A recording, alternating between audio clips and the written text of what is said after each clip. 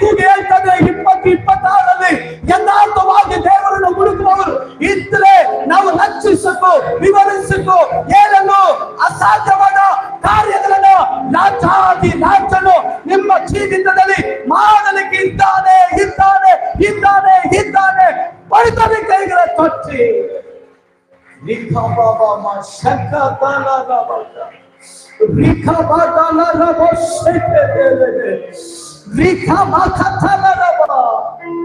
ತನ್ನ ಕಡೆ ಯಥಾರ್ಥವಾಗಿ ಇರುವವರ ಹೃದಯಕ್ಕೆ ಆತನ ಅದ್ಭುತ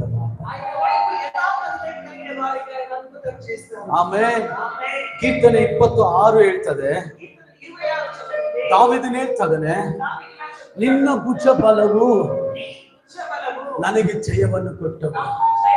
ಯಥಾರ್ಥವಾಗಿರುವ ಮನುಷ್ಯನಿಗೆ ಅವನು ಮಾಡುವ ಕೆಲಸಗಳೆಲ್ಲ